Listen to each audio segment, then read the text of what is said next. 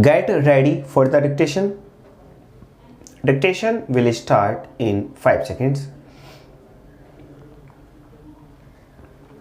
Start. I do not know that for the present state of affairs, teachers and students are to an extent responsible, but I beg to submit that the higher authorities are in no way less responsible for the present state of affairs in our universities. Without mentioning names, we know that proper care is not taken in the appointment of vice chancellors. If the system of election has failed, selection by government has proved no better so far as the cries of the vice chancellors are concerned. In many universities, the directors of education are chosen as vice chancellors, and I have reason to believe that their selection is in general resented by the professors of the universities concerned. I do admit that some of the directors of education might be fit even to be in charge of difficulties universities, but I do feel that if the government wished that persons in charge of secondary education should also take interest in university education, it is proper to appoint them as university professors before they are appointed as vice chancellors of universities. I have in mind a person like Dr. Amarnath Jha, who belonged to the Provincial Education Service.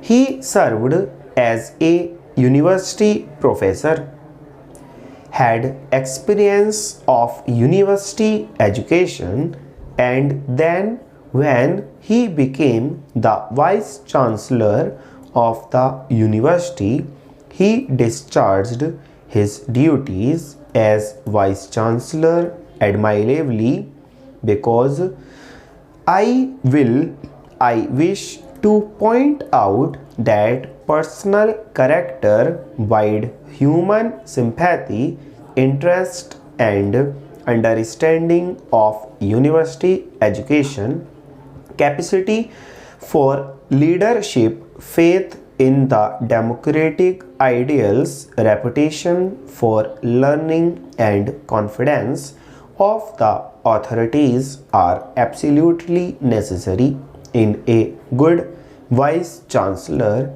and proper care should be taken in devising ways and means for selecting proper persons as vice chancellors of universities.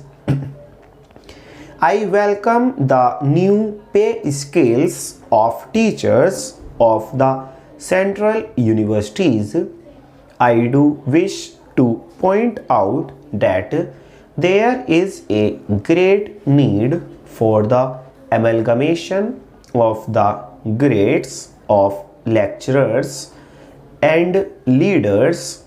Most of the teacher conflicts are due to these two grades of lecturers and readers, and greater harmony will prevail among teachers in case the two grades subject to certain efficiency bar are amalgamated. I do feel that there is no marked difference in the abilities of teachers of central and state universities, and there is need for equalization of the pay of teachers of state universities. Whoever may be responsible for the difference in pay, the country would suffer if there is no equalization of pay, because disaffection would continue and this will tend to spoil the university life and standards. I wish to point out that some system of transfers should be encouraged by the University Grants Commission, full stop.